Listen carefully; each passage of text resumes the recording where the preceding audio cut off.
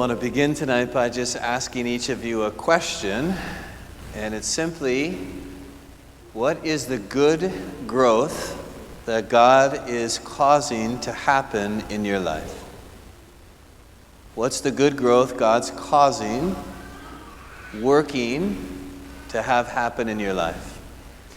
This is a question a former colleague of mine often asked the young men preparing for priesthood in the seminary. And the question really captured my heart, because oftentimes when we think of growth, it can often be hijacked by our failure or our weakness. It can be too much colored by shame, like, oh, I did it again, and we can kind of be beating ourselves up. But of course, God is always working for the good, for the growth in us. One of my favorite verses in Scripture is, saved me, brought me so much hope, Romans 8:28. In all things, God works for the good of those who love Him. And so, it's worthwhile to say, am I in tune? Am I aware?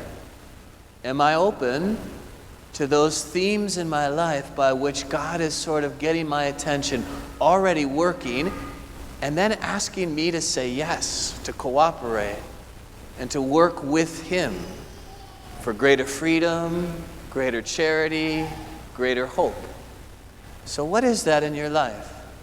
The good growth God is trying to cause to happen. This evening's scriptures are all about growth. It reveals a God who never gives up on us, who's always pursuing us, always working in our lives to bring beautiful fruit, And I want to just highlight 3 different aspects of this growth, because it's right there in the scriptures, by recourse to 3 words that are repeated multiple times. The first is seeds. I think Jesus says it 3 times. He even says the mustard seed, the smallest possible seed there could be. I think the Lord wants us to understand that often good growth begins with small beginnings. There was a best-selling book a year or 2 ago, I think, and it had like 12 principles for young men. And you know what the first principle was? Make your bed in the morning. And you could think, well, how's that going to get me anywhere? Like, what's the point?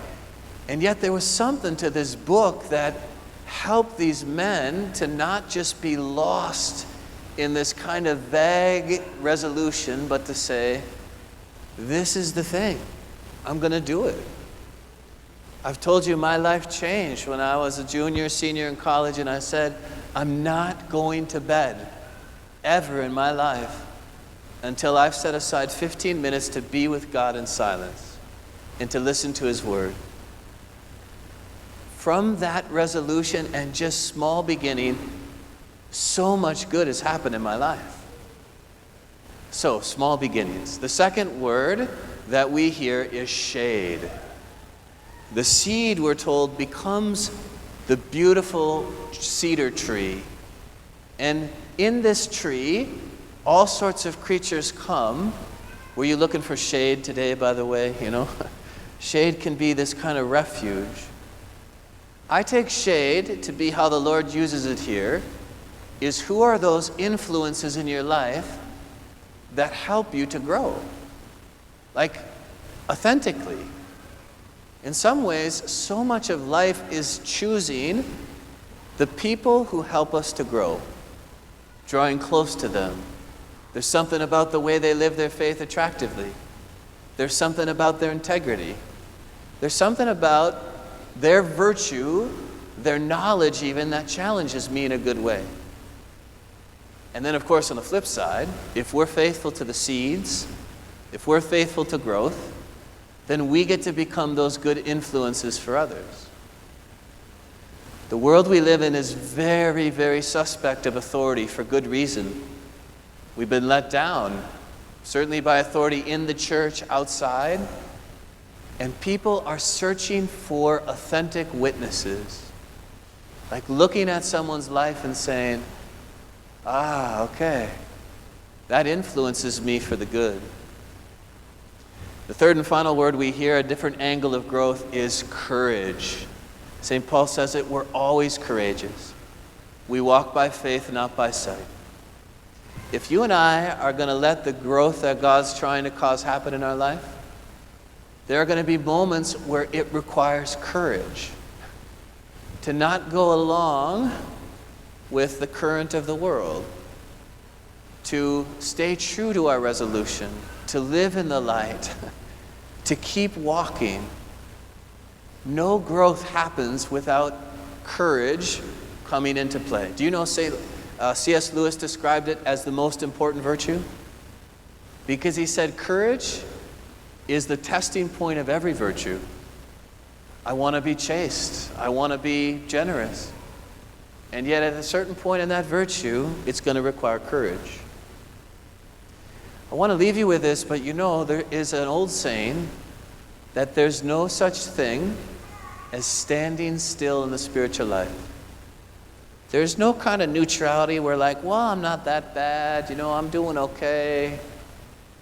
The saints will tell us we're either trying to grow, to strive, to be in God's gracious will, or we're going down the escalator.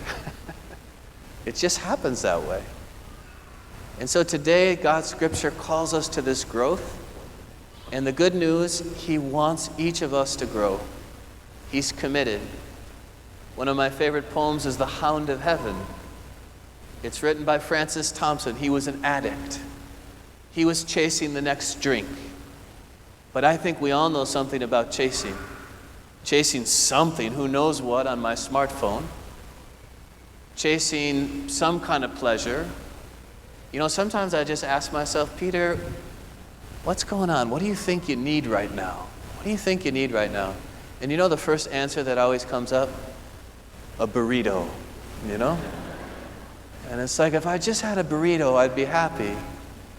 And of course, that's not true. Well, in The Hound of Heaven, you see God is the hound in Francis Thompson's experience. And God pursues him even as he's letting his addiction rule his life. And God tweaks and He calls back and He convicts and He shows His mercy. And He says, God was like a hound. He wouldn't give up on me. He wouldn't let go. Because He doesn't want me to go that way. So today, let's ask for the growth that God's trying to cause to happen by keeping our eyes on Jesus, the way, the truth, and the life.